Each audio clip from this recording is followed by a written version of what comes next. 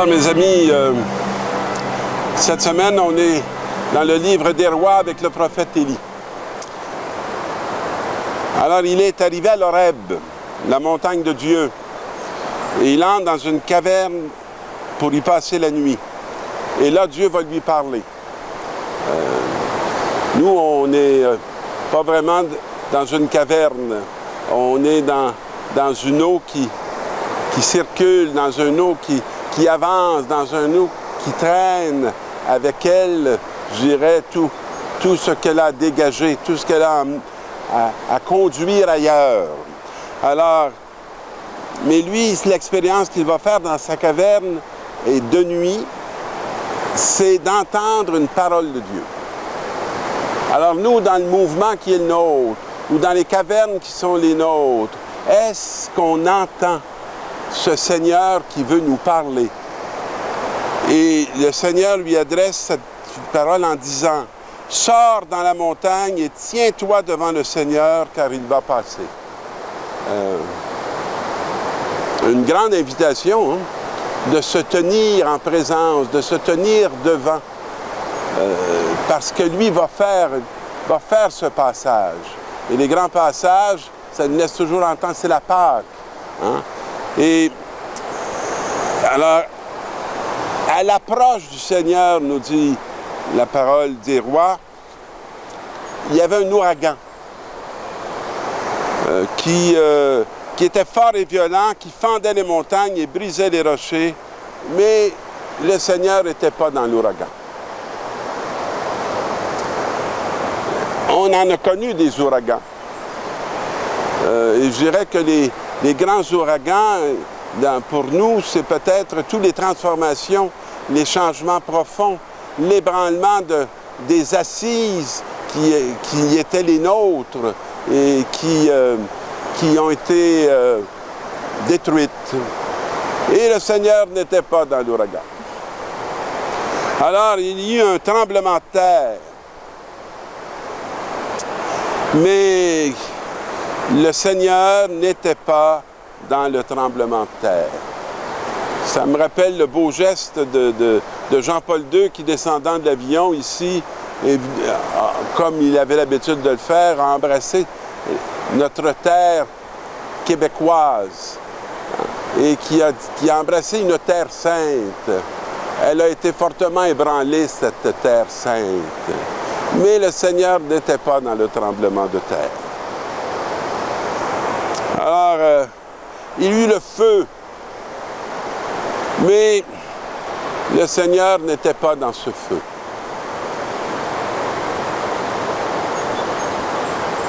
Il y eut alors un murmure d'une brise légère. Élie se voila le visage, et avec son manteau, il sortit et il se tint à l'entrée de la caverne. Alors, mes amis, pour le percevoir, c'est comme une brise, un murmure léger. On peut être très impressionné, on peut attribuer à Dieu des manifestations qui sont fortement ébranlantes, mais il va se manifester à Élie dans ce murmure. Et dans nos vies, et dans chacune de nos vies, il y a ce murmure léger, devant lequel on est appelé à se tenir pour voir le Seigneur qui passe et qui va nous prendre d'un lieu pour nous conduire à un autre, qui va nous prendre d'un état pour nous conduire à un autre, pour que l'on puisse faire cette expérience de ce passage fondamental de la mort à la vie. Notre ami Paul va nous partager un grand déchirement qu'on peut saisir. Alors lui qui était le fidèle des fidèles, tant qu'il était dans le judaïsme, lui qui a combattu comme un ouragan, hein, et où il faisait trembler la terre des chrétiens, des premiers chrétiens, qui les persécutaient. Alors, ce Paul, qui tout à coup devient disciple, et qui fait un ménage entre l'ancien et le nouveau, a un déchirement, c'est que ses frères de la première alliance ne soient pas rendus là où lui se trouve. Et malgré cette peine, il continue à marcher sur le nouveau chemin qui lui est proposé. Et il va probablement essayer d'être ce murmure léger pour être capable ou pour favoriser que ses frères de race ou ses frères de sang ou ses frères de foi puissent aussi entreprendre ce nouvel itinéraire. Et dans l'Évangile, c'est Jésus qui, après avoir fait un signe extraordinaire, avoir nourri tout le monde, se pose souvent ça, cette question dans notre société. Est-ce que la terre est capable de nourrir tous les habitants de la terre? On est toujours un peu préoccupé par le fait, est-ce que tous peuvent manger?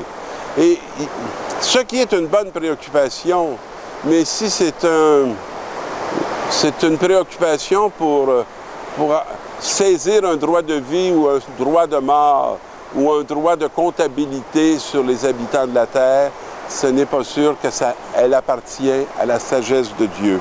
Alors Jésus a nourri tout le monde.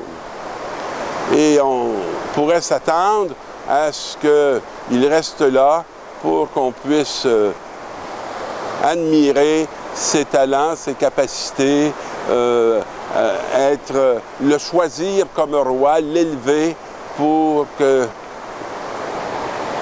puisse être comblé au niveau de tous nos manques. Mais il invite ses disciples à passer sur l'autre rive. Donc, à aller ailleurs et à ne pas s'enfermer dans une réussite qui est d'abord un signe offert et un signe donné. Alors, quand il les a eu renvoyés, lui-même va à la montagne à l'écart.